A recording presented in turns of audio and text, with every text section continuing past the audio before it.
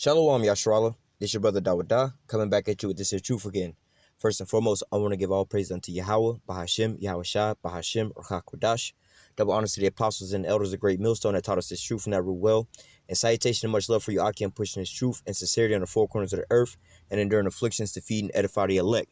So I want to jump into this here lesson, which pretty much I'm going to just kind of, float a little bit through the spirit and grab out a couple precepts that, just on the top of my head real quick. But nevertheless, to go into a question that was asked, from one of the subscribers, but nevertheless, I might actually go into a series on this, because it's a lot to, there's a lot of different precepts and a lot of different scriptures that prove, different topics of, how do I say, what America is in the scriptures, more or less to say. But nevertheless, the question was asked, is America, Jerusalem, and so I wanted to go into that to kind of, I can kind of see where that concept is coming from. But nevertheless, I'm not sure. I believe this may be a doctrine that people are pushing, but nevertheless, as a word of advice, this is why it's important, to not really be, how do I say, mixing doctrines or going with these other camps. This is why, we can't have a so-called unity camp, because of the fact that you have different people pushing off different doctrines and things like that, to where it's causing confusion. All right. But nevertheless, give me 1 second. Nevertheless, I wanted to just go into this here topic, just, for edification's sake and to clear these things up. All right. So I'm going to start here in the book of Ezekiel, chapter 9, and I'm going to go to verse, let me see. I'm going to go from Ezekiel 9, verse 4 through 6. It says, "And Yahweh said to him, Go through the midst of the city, through the midst of Jerusalem, and set a mark upon the foreheads of the men that sigh and cry for all the abominations that be done in the midst thereof. And to the others he said in my hearing, Go ye after him through the city, and smite. Let not your eyes spare, neither have ye any pity. Slay utterly old and young, both maid and little children and women, but come not near any man upon whom is the mark, and begin at my sanctuary. Then they began at the ancient men that were before the house." Now, again, I'm not 100% sure where this doctrine is coming from. It was a question that was asked, but nevertheless, just going, through my mind of some scriptures, this is a situation where, here, basically, this is basically the elect being sealed, or going out, you also hear about going out to the highways and the byways and bidding as many to the marriage, so on and so forth, But here it says, in verse 4, it says, "And Yahweh said unto him, Go through the midst of the city, through the midst of Jerusalem."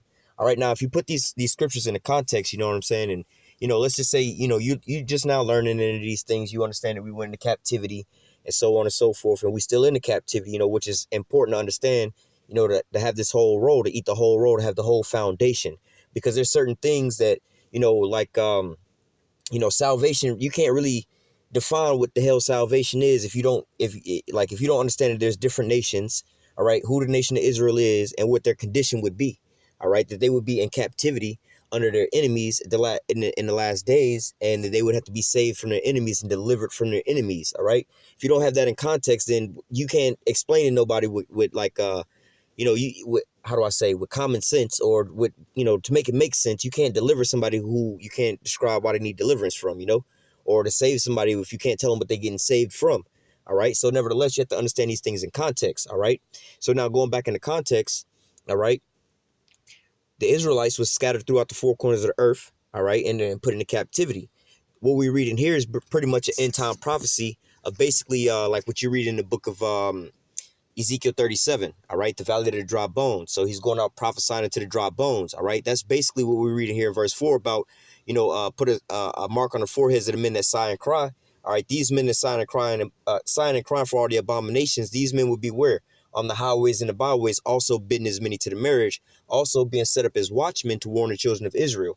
All right, which is also going to be is it a light thing that I would use, you basically roughly paraphrasing, to raise up the children of Israel, to gather all the tribes of Israel. These things all go hand in hand to one to another. All right, now putting that into place to the context of time of where you at. All right, the children of Israel were scattered throughout the four corners of the earth, but mainly here what the scriptures call Babylon the Great, Mystery Babylon. All right, so the Israelites, all right, for the most part, would be, you'd have a big bulk of them, all right, that would be in Babylon. All right, but here in Ezekiel 9 and 4 it says, "And Yahweh said, Go through the midst of the city, through the midst of Jerusalem, and set a mark upon the foreheads of the men that sigh and cry for all the abominations that be done in the midst thereof.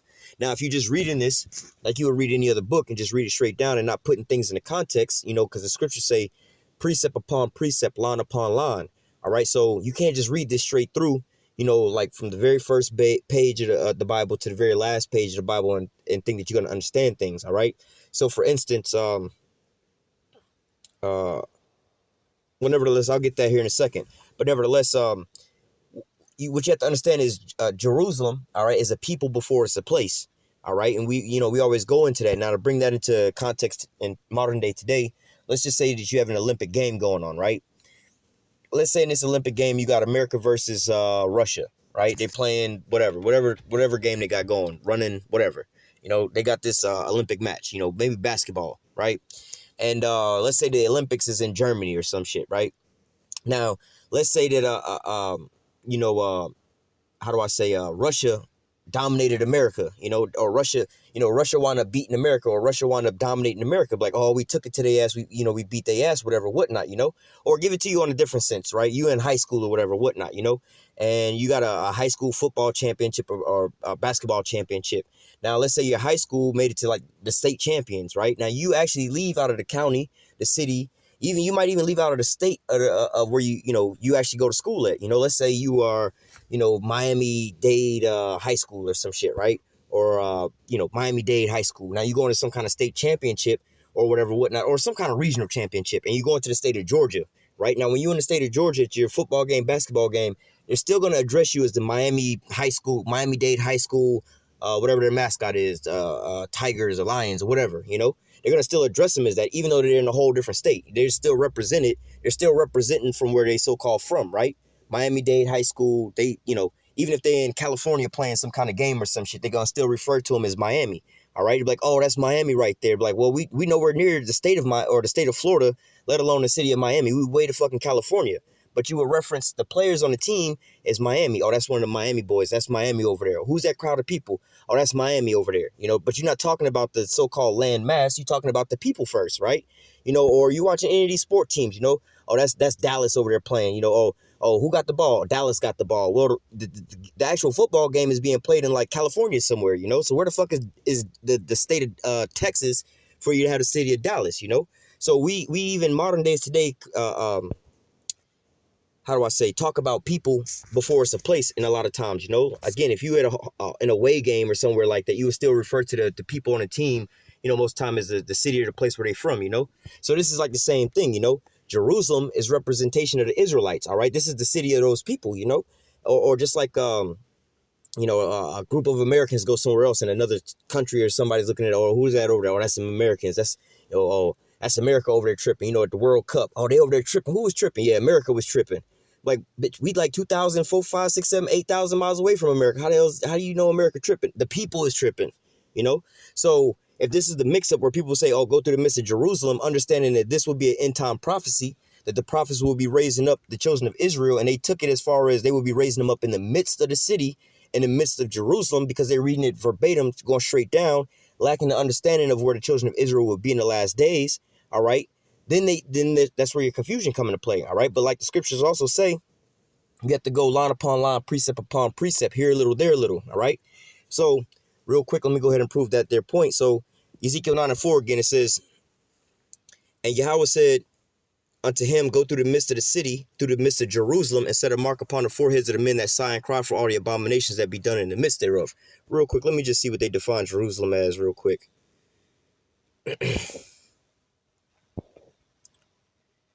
It might just be the city of peace. Yeah, it's just saying, well, let me see.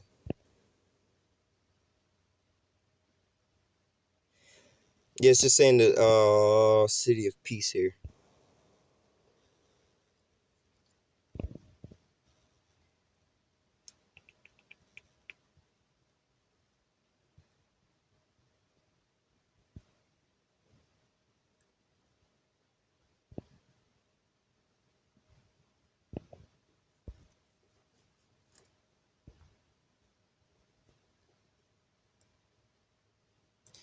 But nevertheless, I was just trying to see if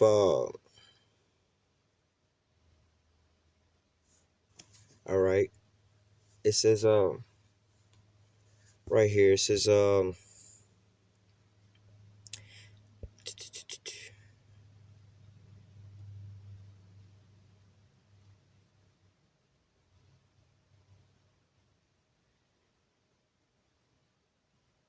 right. It says from the Arabic, men or people of peace, perhaps house or habitation of peace, just as on the contrary, and transfer from the house to the inhabitants. All right. So basically, it's saying, again, how we say it modern days today is it's a people before it's a place. All right. So nevertheless, like Biggie, back in the olden days, they had these hip hop artists or whatever, whatnot. They come on the scene and be like, is Brooklyn in the house? The rapper themselves, they're not asking if the little city or the borough of Brooklyn, the actual landmass is inside this here club or whatever, whatnot. They're asking about the inhabitants. All right. So going back to Ezekiel 9:4, that's what it's talking about. The inhabitants of what you would call the actual landmass of those, the landmass of let's say Jerusalem, which is in Israel. All right. We're not really talking about the landmass, but the people that would inhabit their landmass. All right. So going back to understand that a little bit further, put in the context of what would happen to the children of Israel. All right. This is Deuteronomy 28. I'm going to go to 64 and 68 as well. This is Deuteronomy chapter 28 and verse 64. And Yahweh shall scatter thee among all people. All right. So here's the context. All right. It says, and Yahweh shall scatter thee among all people. So this will be a future prophecy. All right. Which we, in this point in time, we already at this point where we scattered now. This is the time where we actually coming back together. But nevertheless, just to give you the idea where Israel would be at in a, a timeline or a context setting. All right. And Yahweh shall scatter thee among all people from one end of the earth, even into the other. All right. So this is why I say, the majority of the Israelites, all right, are here in Babylon. All right. Like when you really look at it, if you understand how to translate who the biblical people are versus what they're called today, you will realize that basically America it's only really got like 2.5 people over here. You got Esau, the so-called white man over here, and then you got the northern and the southern kingdom of Israel. You got the kingdom of Israel, which is the northern kingdom, and then you got the kingdom of Judah, which is the southern kingdom over here on basically the whole Western hemisphere. Basically here in America, you got predominantly so-called Negroes over here. You got some Latinos over here, or really in Central South America, you got a lot of the so-called Latin American, which are the Northern Kingdom. All right. You got the Caribbean islands, which is the Southern Kingdom. So predominantly over here on this Western hemisphere, you only really got Esau and Jacob over here. You don't really have you don't have basically an Asian country like China or no shit like that. Moab, you got Moab, Ishmael, Ham, all them, Japheth, they all on the other side of the globe, mainly over here, just like, real quick, Isaiah 14 and 13. It says, for thou hast said in thy heart, I will ascend into heaven. First of all, let me go up a little bit. This is talking, all right, this is Isaiah 14 and 4. It says, thou shalt take up this proverb against the king of Babylon. All right. Now, this is talking about basically the Edomites are running Babylon, right? So-called white man. But this is, they're talking about a location, a location and also a people, right?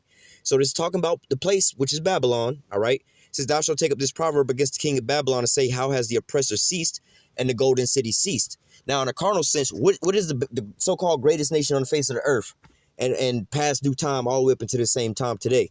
It would be America, right? America's that golden city. This is where everybody wants to come to so-called make it at, right? So, verse 4 is letting you know this is all talking about Babylon or the Edomites, and also the land that they inhabiting over here in America, Babylon, right? So jumping down to verse 13, it says, for thou hast said in thy heart, I will ascend into heaven. This is what these Edomites are saying, all right? Now, the Edomites are also ruling from basically here in America. You got Edomites in France, Germany, and so on and so forth in these other European countries. But predominantly, like when you go further into it, all right, they're the beast, right? Now, the whore that the beast is riding upon, well, the whore that's riding upon the beast would be America, all right? So, but this is basically talking about the main state ahead of it, all right, here in America, all right? So it says, for thou hast said in thy heart, I will ascend into heaven. I will exalt my throne above the stars of the Most High. So, you have the Israelites. Well, let me keep reading. It says, I will sit also upon the mount of the congregation in the sides of the north. So Esau is going to exalt his throne, meaning he's going to become the God and the ruler over top of what? The stars of the Most High, being what? The children of Israel, right? So it's because, hey, you're going to be like the stars of heaven, the sand of the sea, so on and so forth, This is talking about the children of Israel. Now, when you look at, again, the globe, you got the Eastern Hemisphere and the Western Hemisphere, right? On the Western Hemisphere, again, who do you have over here? You got 2.5 nations. And I say that because you got the Northern and the Southern Kingdom being that 1.5 half nation. But nevertheless, you got Esau, so-called white man over here. And then you got the so-called Negroes, Latinos, and Native Americans over here. All right. That's predominantly who it is over here. I mean, you got some Africans over here, some Hamites, some Moabites, some Japhites, and some Ishmaelites, and some Ammonites, so on and so forth. Yeah, you see these other cultures over here, but nobody is as heavy of a population over here like the so-called Negroes, Latinos, and Native Americans. All right. But nevertheless, it says, I will sit also upon the mount of the congregation in the sides of the north. All right. Now, where is Esau's main stay at? All right. In the Western Hemisphere, in Northern America, because really all of this shit over here is all America. I don't know why they be tripping about, United States is only for the Americans. Go back, you illegal immigrants. Like, well, these motherfuckers are Americans too. You know what I'm saying? Like, Central America, they Americans. South Americans, they Americans. You know what I'm saying? But nevertheless, they over here, Esau's main throne, all right, is over here in the United States, all right, in the congregations of the sides of the north, all right, North America, all right. So this is, again, where Israel is going to be at in the late, Israel is going to be in the four corners of the earth throughout all nations, but predominantly, this is the main state where you can find this at, all right? Just like, for an analogy, Ford Mustangs, right? You can find Ford Mustangs on anybody and everybody car dealership. Any used car dealership can have a goddamn Ford Mustang. You can go to a brand new Chevy dealership and go to their used car lot and find a Ford Mustang on their lot, right? But guess what? Predominantly, you'll find all the Ford Mustangs where? At the Ford dealerships. That's where you're going to find the majority of the Ford Mustangs that's for sale. Predominantly, because why? Ford is the one that makes them. That's where they manufacture from or produce from. That's who the so-called owner of that not technology, but that that item is. Ford owns that. So nevertheless, you're gonna find the biggest stay coming out of the Ford dealerships. All right, not to say that they can't have any Fords on used Chevy lots and so on and so forth. Let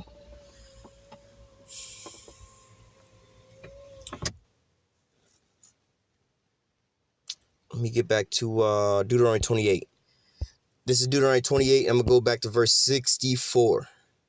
It says, and Yahweh shall scatter thee among all people from one end of the earth even unto the other. And there thou shalt serve other gods, which neither thou nor thy fathers have known, even wood and stone.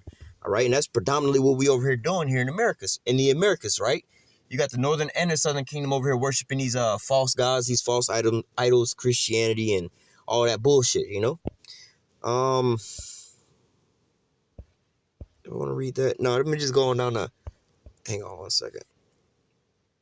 Let me go on down to verse 68, just getting to the point.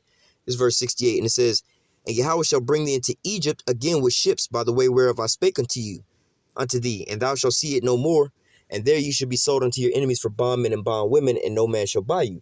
Now, this is a pretty beginner scripture right here for those, really for you Israelites that's waking up to be an Israelite. For the most part, this is probably the first scripture that you come across that you so-called find out that you're Israelite, or the one scripture that you remember when somebody break down to you that you're Israelite according to the prophecies. This is the scripture that a lot of our people will go around repeating when they first wake up. Now, and if you were taught, not to say if you were taught right, but if you were able to remember how you was taught about these things, you knew that Egypt wasn't talking about, that place over there in Africa, right? You would understand that, because again, when you being broke down to this, you didn't wake up that you was an Israelite in Africa, in the land of Egypt. You woke up here in America more than likely. Some people, you got Israelites that's actually in the land of Egypt that then woke up to this here truth, but mainly they woke up to this here truth via the internet. All right. Our videos go pretty much worldwide, man. This, just like the scripture say, this gospel is going to be preaching to the four corners of the earth.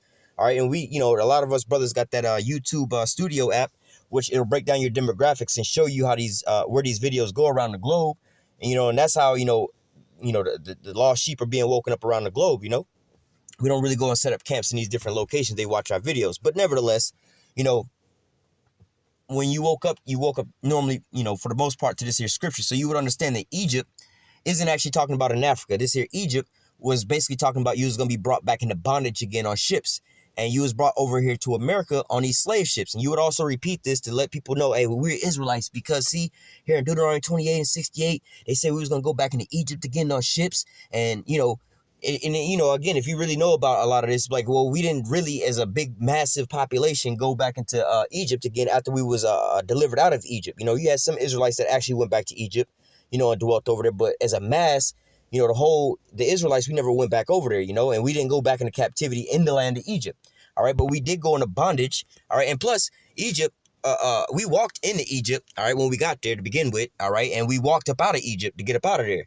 All right. And when Yahushua was born, his parents walked, I believe, a 3-day journey to get into Egypt. So you didn't have to really take no goddamn ship to get to Egypt. You see what I'm saying? And it wasn't that goddamn far off to where you in Egypt and you can't get back to your land, even though the Most High can make some crazy shit happen, like how we walking in the wilderness for 40 years. You know what I'm saying? Like, it's only a 3-day journey. How the hell, you know what I'm saying? But he was starving the people out, because the foreparents had to die off because of their lack of faith. And then the children was going to go in and save Joshua and Caleb. They were the only people that was from that same generation that actually got to go into the kingdom. But all the children, and the rest of the people wound up dying off, but the children got to go in. But nevertheless, getting back on the topic, all right, going back in this Deuteronomy 28 and 68, you would understand that this Egypt is talking about what? America, because this is a place, like I said, when you wake up, you understand that we went on the slave ships and the transatlantic slave trade, and predominantly we were scattered throughout the four corners of the earth, all right? Now, and we know that America didn't get the most slaves. There was other places that got more slaves than America, but predominantly the majority of the Israelites came over here to America, all right, from Africa and stuff, came over here to America, or to the Americas, all right, North, Central, and South America, and we was brought over here and put in captivity, all right? And you also have some so-called natives and stuff that was on this side that was shipped onto the other side as well, too. But nevertheless, just keeping in the context where the Israelites would be at, all right? So giving you these scriptures to go precept upon precept, line upon line, all right, going back into the context, right? We started out Ezekiel 9 and 4, go through this midst of Jerusalem, through the city, and set a mark upon the men that sigh and cry, all right? And to prove that that's not talking about we got to go over to the land of Israel, go through the actual city of Jerusalem, and go preach out there. It's not talking about going out there, man. It's talking about going amongst your people, all right? Again, if you have let's say, again, you have you got a football game, right? You got the Dallas Cowboys playing somebody else, 49ers, right? They're playing over in California, right? And they going out there and they interviewing the people. Well, we're going to go out here. We're going to talk to Dallas for a while. Now they going out there interviewing the people. They not actually talking to the land itself. Dallas, Texas. They talking to the people that inhabit the land of Texas in the city of Dallas. They talking to the people like that, or like the rappers would say, is Brooklyn in the house? So on and so forth. They talking to the people. All right. So look, the nation of Israel, we was uprooted up out of our land. All right. And it's a people before it's a place, because really that place was what called the land of Canaan. All right. But now after the Canaanites was taken up out of that land, it became what? The land of Israel. All right. And it was really only named that because we were the ones that inhabited that land. That's just like, you buy a house or whatever, whatnot. But let's say there's a house for sale and John live in that house, right? You will refer to, oh, that's John's house, and then you go and move into the house. Now it's your house. You will call it, oh, this is Steve's house now, whatever, whatnot, But nevertheless, that's what will wind up happening. That landmass name was changed into the land of Israel after we went in there and inhabited the landmass. But we were still already known as what? The nation of Israel, all right? The city of peace. That's what the word Jerusalem means. It actually means city of peace. Yaru Shalem, like the word Shalom, that means peace, just like, and that's in Shakespeare, peace. We go around like, peace, what up, whatever, we always greet each other. We technically, even in our, not folly, but even in our dead state, in a dry bone state, just not knowing that we Israelites, that's how we greet one another. You see, Jake men walking around, they'll nod their head up or whatever, whatnot, or they'll chunk the deuces like peace. You know what I'm saying? But nevertheless, it's the same thing we would say, like saying shalom. It's the same exact thing. Shalom means peace, which shalom is pretty much in the word Yerushalayim, or the city of peace. That's what it means. But the people, all right, the people are the people of peace, or really the city of peace. All right, talking about the group of people. All right. Hopefully this is making some sense, but we're going to go to the next scripture. All right. Now, We just read how he was going to be taken into captivity. He was going to be scattered through the four corners of the earth. All right. So we're going to go from there.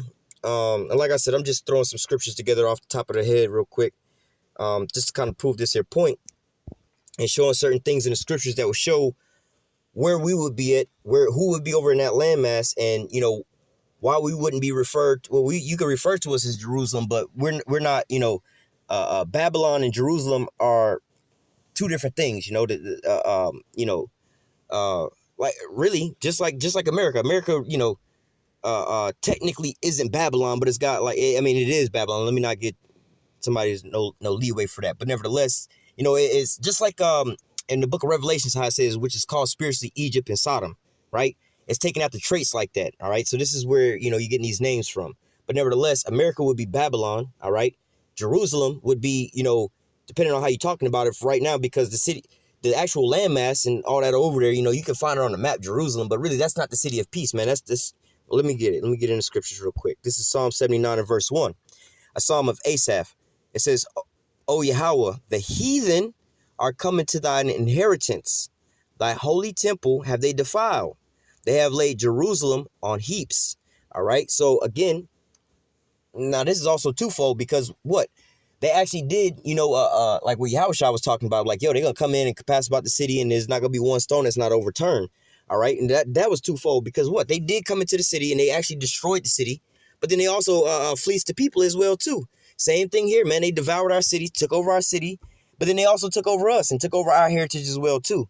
But nevertheless, who would be, who would be actually in the landmass of Israel right now, all right? The people that would be in the landmass of Israel would be the heathen, the wicked, all right? These Edomites, all right? These fake-ass Jews, all right? It says Psalm 79 and 1, a psalm of Asaph, O Yahweh, the heathen are coming to thy inheritance, all right? Into the landmass. They over there in the land of Israel right now. They also taking our heritage, our nationality, and so on and so forth. Thy holy temple have they defiled. They have laid Jerusalem on heaps, all right?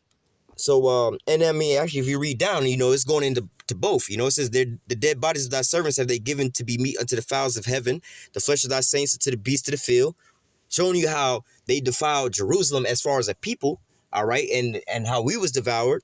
Their blood have they shed like the water round about Jerusalem, and there was none to bury them, all right?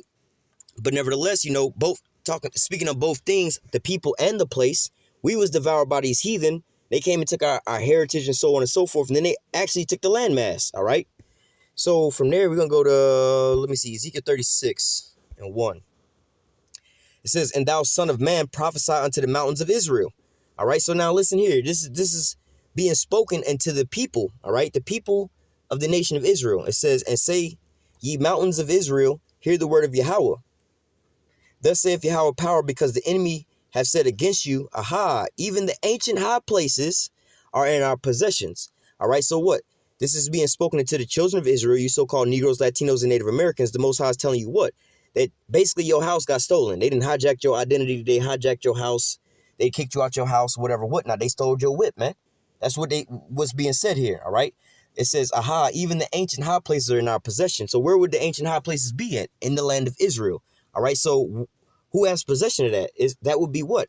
The heathen, all right? Just like we read in Deuteronomy 28 and 68, all right, we was going to be sold into bondage.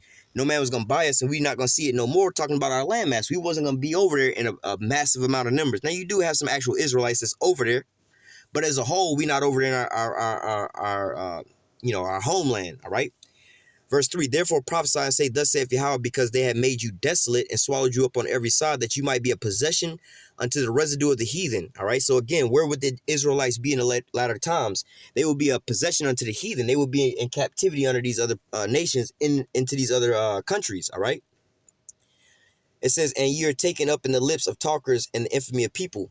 Therefore, ye mountains of Israel, hear the word of Yahweh power. Thus saith Yahweh power to the mountains and to the hills, to the rivers and to the valleys, to the desolate waste, to the cities that are forsaken, which came a prey, a derision to the residue of the heathen round about. All right. And again, this isn't actually talking about any actual land masses right now. Like verse 4, when they reference these mountains, these hills, these rivers, these valleys, these desolate waters, these cities that are forsaken. All right. This isn't talking about actual locations. This is talking about people. This is like a metaphor for people, like if I was to say, sometimes I'd be like, people, because I was born and raised in Atlanta, Georgia. People be like, oh, where are you from? Oh, I was actually born in Atlanta. Oh, how do you like Atlanta? So on and so forth. Like, well, yeah, Atlanta changed. I don't really like going back there because it's a lot of wickedness, whatever, whatnot, so on and so forth, But I'm not talking about the landmass. The landmass, other than the water and everything being defiled out there, but, the landmass ain't nothing really wrong with the landmass. It's the people that's out there, man. So what are we really talking about when we're talking about, oh, Atlanta, man, Atlanta crazy, man. Some crazy shit will happen out there in Atlanta. Well, it's not like that, you got trees that'll start whooping your ass, the grass, vines and shit, the ground open up, start swallowing you in up, rivers and start sucking you in. No, we ain't talking about that. It's just talking about the people, man. All right.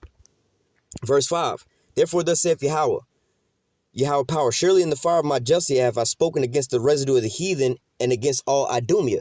So not only these other nations, but Idumea, which is a Greek way of saying Esau, Edom, all right, the so-called white man.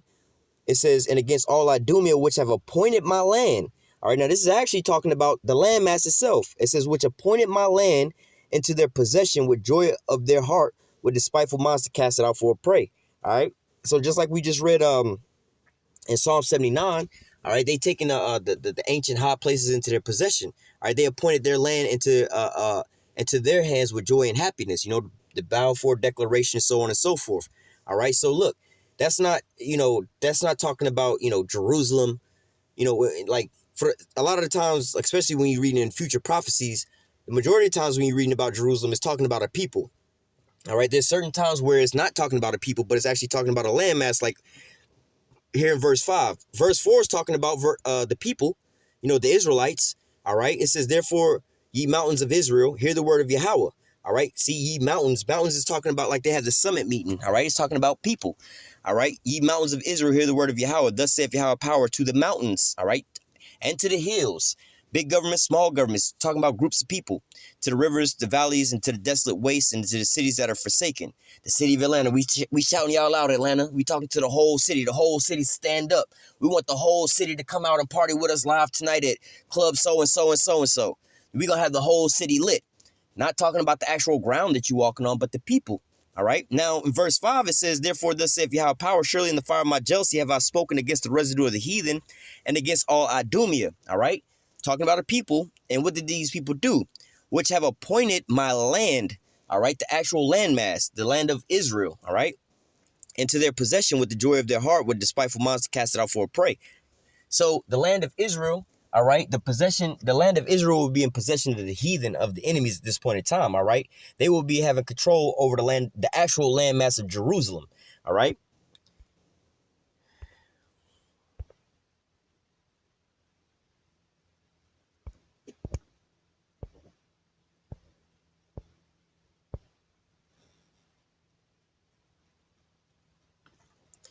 This is, well, shit. This is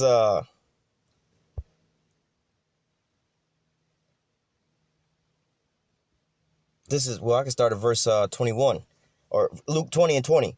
Luke 21 and 20. And we shall see Jerusalem compassed with armies, then know that desolation is nigh. Then let them which are in Judea flee into the mountains, and them which are in the midst of it depart out, and let not them which are in the countries enter thereinto. For these be the days of vengeance, that all things which are written may be fulfilled. But woe to them that are with child, to them that give suck in those days, for there should be great distress in the land and wrath upon the people. All right, so let me keep going. Well, nevertheless, this is talking about, when Jerusalem, basically the prophecy would take place in like 70 AD, basically.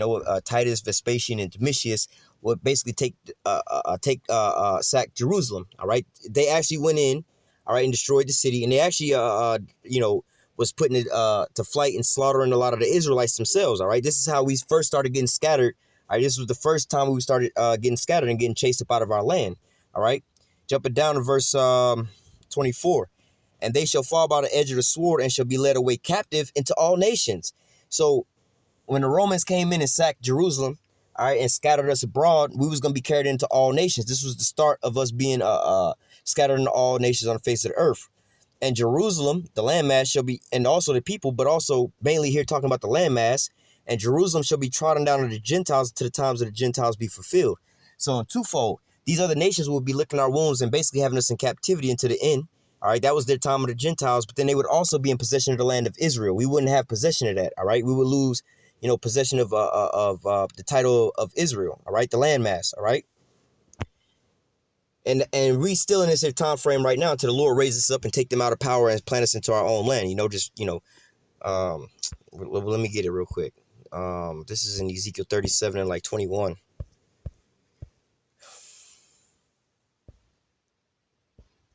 Yep. Ezekiel 37 and 21.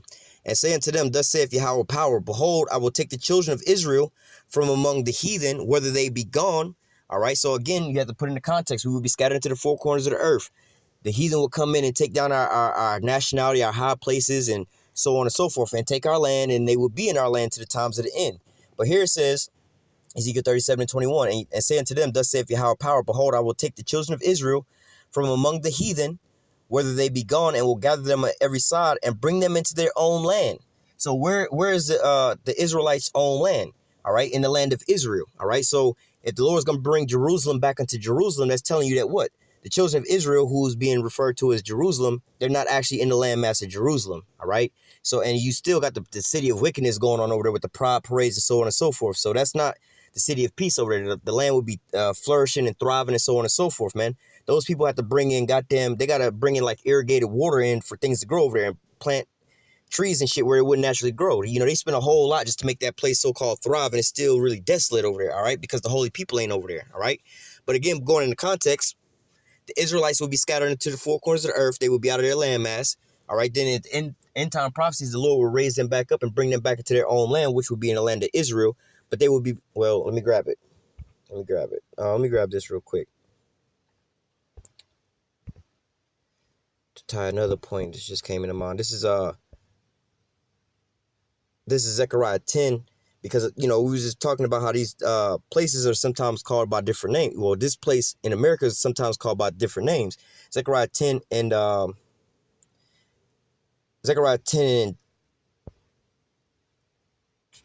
well, I'm gonna start at 9. And I will sow them among the people, so they shall remember me in far countries, and they shall live with their children and turn again. That's where we at right now. We in far countries, still scattered into the four corners of the earth. All right. It says, and I will bring them again also out of the land of Egypt.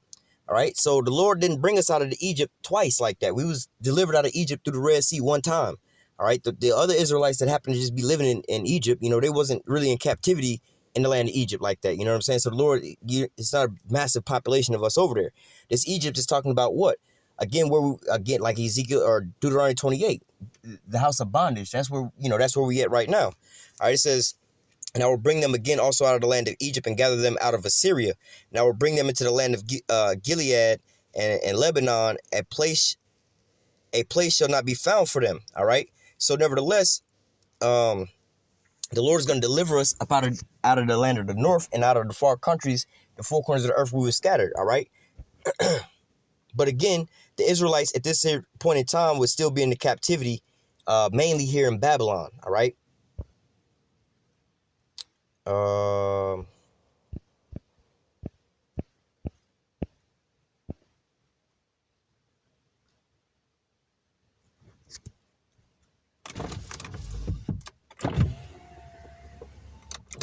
This is Jeremiah 3 and 18.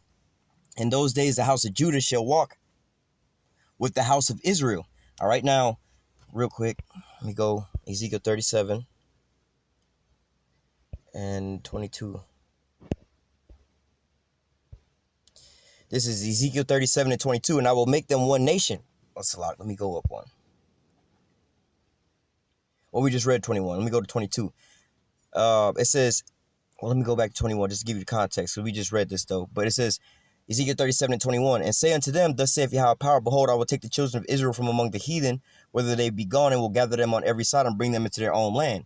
And I will make them one nation in the land upon the mount of Israel, and one king shall be king to them all, and they shall be no more two nations, neither shall they be divided into two kingdoms no more. All right, so this is going into those two sticks, when they talk about what thou meanest by these two things, that sign that you see on the highways and the byways. All right, now the kingdom of Israel was split, all right, and we was basically divided from that time, even through the curses, even up until the same time. This is why you have hatred between the brethren, the different tribes, all right? we were separated. But now we in that time where the Lord is gathering us back together. This is the prophecy of the two sticks. You know, you can go to you can start at verse 15. All right, 15 on down to what we just read. You know, that's talking about those two sticks, putting the two sticks back together. And that's that sign that you see us with on the highways and the byways, with the 12 tribes sign. Basically, all 12 tribes is on one stick. And when you see us at camp, we all together. You know, we're not separated into two different kingdoms. You know, like in our camp, you got southern and northern kingdom. All right, you got Ephraim and you also got Judah in the camp. All right, but nevertheless, they was going to be one nation. They wasn't going to be divided no more. So you have to also understand that the children of Israel was divided into two. The kingdom was split. You know, but nevertheless, let me go back to Jeremiah 3:18. In those days, the house of Judah shall walk with the house of Israel. All right. So again, this is what you're starting to see, what we just was reading in Ezekiel 37 about the two sticks coming together. The Lord was going to sew up the breaches between the two kingdoms and you know, start diluting that hate between the tribes. All right. It says, in those days, the house of Judah shall walk with the house of Israel, and they shall come together out of the land of the north. The land of the north. All right. Where is the land of the north? Here in North America, mainly. Predominantly, this is where most of the Israelites is at. And this is where the greatest salvation is going to take place. Because why? This is the most wickedest kingdom on the planet Earth. So it's going to go for it's going to get the worst judgment, therefore. All right. And plus, this is where Israel was highly oppressed. This is where it made headline news. Even though, like, let's say Brazil had more slaves than America. America is the #1 country known for slavery. All right. They was like one to be the last place to get rid of their slavery. All right. And they was the ones that oppressed us the most, even after slavery was over with. All right. But nevertheless, it says, and they shall come together out of the land of the north to the land that I have given for an inheritance unto their fathers. All right. And what was that land that the Lord gave as an inheritance to our fathers? The land of Israel. All right. Where the city of Jerusalem is at. All right. So this is a future prophecy that ain't taking place yet. Because why? The Lord hadn't came back yet. We ain't seen the chariots come down and scoop nobody up. Babylon, America's still here. All right. So what? This is a future prophecy, meaning that what? The Israelites, they still in captivity. Mainly here in Babylon, here in America, all right, and also throughout the four corners of the earth. But the main population of us is right here. You know, the truth started coming out here in America, all right, mainly up in New York. You know, with Abba Bibbins and so on and so forth. You know, it started the truth started flourishing here. You know, the YouTube, the prophesying on the YouTube started here. You know, it's going throughout the four corners of the earth. This is the main place. This is where the how do I say, the main scene is going to take place at, man. All right, just like when you're watching the movie Batman, any of the Batman movies, you know, the main location for the shit just popping off is where? Gotham City, you know, or Superman, Metropolis, you know what I'm saying, or wherever, you know, any of these little shows or whatever, whatnot, they have a mainstay of where the main situation is going to take place, you know, Gotham City, you know.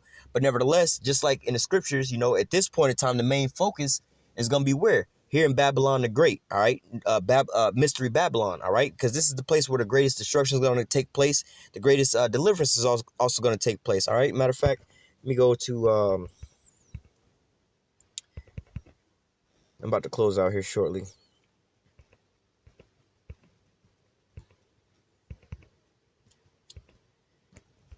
Jeremiah 16, come on.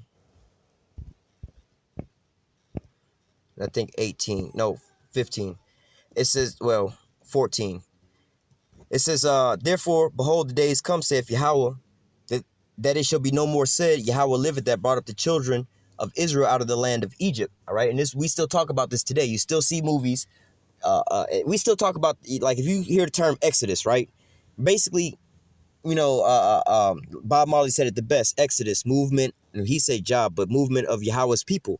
All right, that's pretty much like the real definition of it, you know, but they would tell you that it's just a mass movement of people, but you have migrations, you know what I'm saying? They got a different word for that. But nevertheless, all right, the reason we still talk about an Exodus, and they can make songs about that and movies about that, so on and so forth, because it was like the greatest deliverance of the children of Israel ever on the face of the earth in history. That was like one of the greatest things that ever happened in history. All right, but nevertheless, and also just think about it. This was in the Egyptian, the downfall of the Egyptians. All right, you had the Babylonians that rose up, the Assyrians, the Babylonians, the Medo-Persians, the Grecians, the Romans. All these different nations will rise up. America, you know, the UK and all that. All these different nations will rise up. All right, but look, we still talking about some shit that popped off in the very beginning, right? The Exodus, right? how the Lord delivered us up out of Egypt. All right. But it says, look,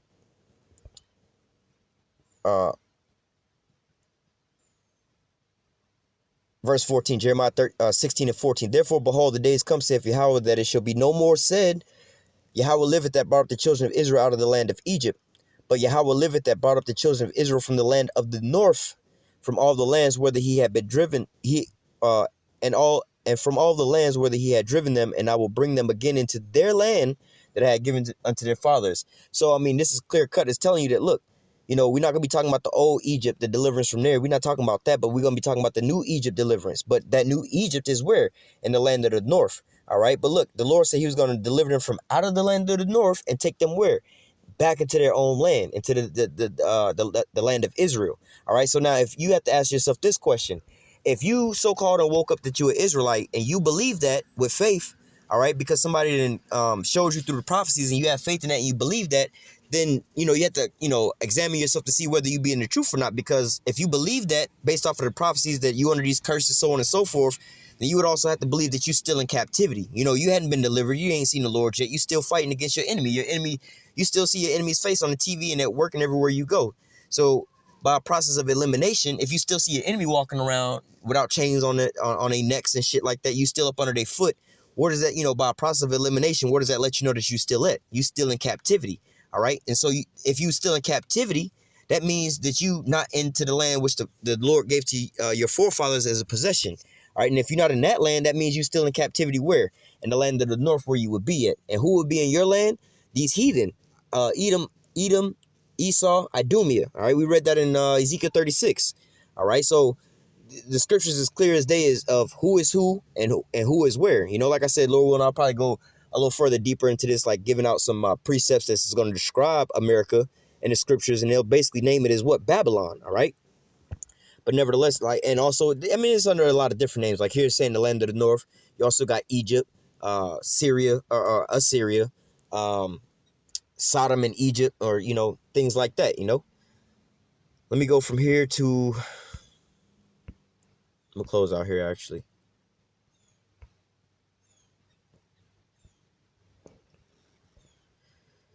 This is Jeremiah 23 and 7. Therefore, behold, the days come, saith Yahweh, that they shall no more say, Yahweh liveth, which brought up the children of Israel out of the land of Egypt, but Yahweh liveth, which brought up and which led the seed of the house of Israel out of the north country and from all the countries where I had driven them, and shall dwell in their own land. So again, this is their own land.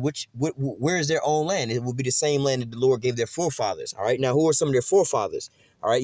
Let's just talk about the righteous times, the righteous time frames and rulerships that we had throughout our lines. We actually did, I think, have a couple other righteous rulerships, but you still had a massive wickedness going on. But nevertheless, under what? King David and King Solomon. All right. Now, when they was in righteousness and peace, and they had peace and they was dwelling in safety, all right, for I believe 40, maybe a little more than 40 years or things like that. But nevertheless, where were they located at? All right. They was actually in the land of Israel at that point in time. All right. That was when they was in peace and everything else. All right. But now we're not in that, in peace. We actually in captivity. All right. We don't have no assurance of our life, man. All right. This is a place where we have no assurity of life. And we basically fear the threat of death day in and day out. All right. But we still in captivity. Where will we be in captivity at? And far from our homeland, into the four corners of the earth, but mainly in a place called Babylon, which the scripture's name is Babylon. But by a process of elimination, again, going through the prophecies, if you know that the Israelites went into captivity on slave ships, they weren't going to be bought or sell. You can look at America and look at these other precepts that also prove that as well, too. All right.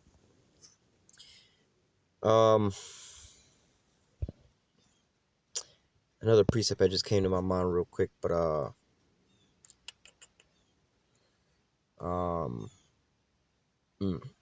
slipped my mind. But nevertheless, I guess I'm gonna just go ahead and close out with that one. Lord willing, he was edified with this. If it wasn't clear, if you got any other questions or concerns, drop it down in the comment section, or any other topic. You can always drop comments down in the comment section. Lord willing, I'll be able to, answer your question, address your situation or whatever, whatnot. But, like I said, this was basically a request.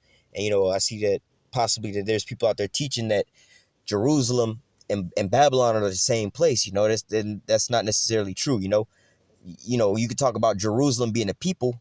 All right, the people, the city of peace, as far as the people are in Babylon.